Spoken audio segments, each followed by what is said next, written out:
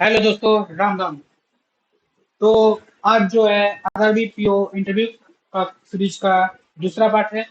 तो मैं डायरेक्ट चालू करता हूँ। ये सब चीज मैं पहले बता चुका हूँ पहला पार्ट में कि आप रिसर्च कर ले बैंक के बारे में। Practice practice practice, rise early and dress professionally and bring all the document required.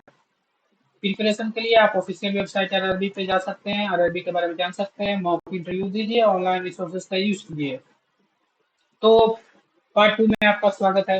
अगर आप मॉक देना चाहते हैं तो आप मुझे डीएम कर दें, टेलीग्राम चैनल का मैं लिंक दे दूंगा, या आप कमेंट बॉक्स में बता दें।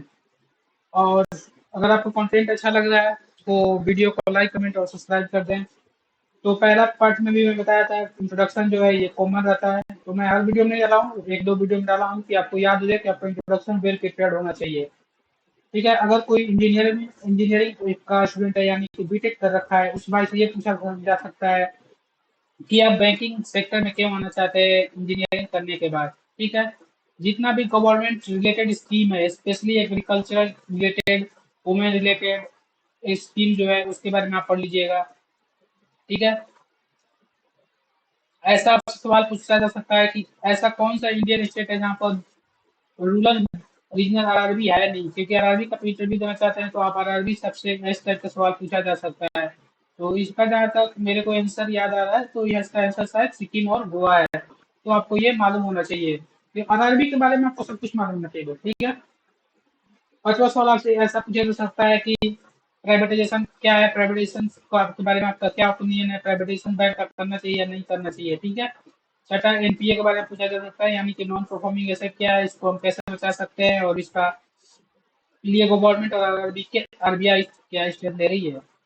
सातवां सवाल आपसे पूछा जा सकता है, नाबार्ड क्या है, नाबार्ड के बारे में पिछला पिछला स्लाइड में भी बैठा रखा हूँ, क्योंकि ये जो क्वेश्चन है ना, ये सारे इंपॉर्टेंट, मतलब बहुत ज्यादा रिपीट होते हैं, इसलिए मैं दो तीन स्लाइड में आपको मिलेगा। तो इस तरह आप ऐसा मत सोचे कि आप इसको स्किप कर दें।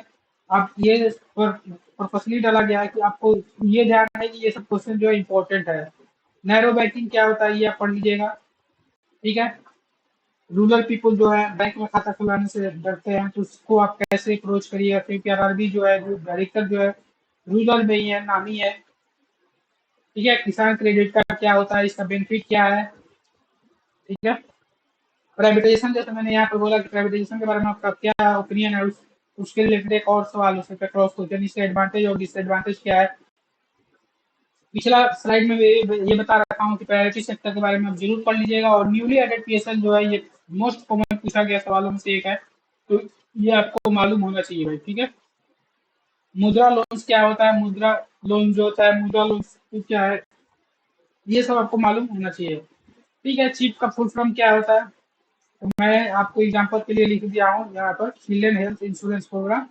तो आपको फुल फॉर्म ही मालूम चाहिए, इंपॉर्टेंट उतना नहीं है, बस एक दो सवाल में आउट ऑफ बॉक्स भी डाल दे रहा हूँ। तो शायद अगर आपका लक खराब हो तो इस टाइप का भी सवाल पूछा जा सकता है। तो इस टाइप का सवाल बेसिकली नहीं पूछा जाएगा। पर हाँ, जो स्कीम जो है एग्रीकल्चर के रिलेटेड, वुमेन के रिलेटेड, ये सब जो पॉपुलर स्कीम है उसके बारे में आपको तो मालूम होना चाहिए। और एसएलआर क्या है, सीआरआर क्या है, बैंक रेट क्या है, रेपो रेट क्या है, रिवर्स रेपो रेट क्या है, जितना भी रेट है सारा आपको मालूम होना चाहिए। तो पार्ट टू का ये 15 सवाल थे। ठीक है। जैसे ये पार्ट वन में भी बता चुका हूँ कि करंट अफेयर्स आपका प्रिपेयर होना चाहिए लास्ट 1 मंथ का। और 6 मंथ का फेमस न्यूज जैसे कि G20, चंद्रयान 3, ये सब चीज मालूम होना चाहिए। आदित्य एल1 मिशन भी मालूम होना चाहिए।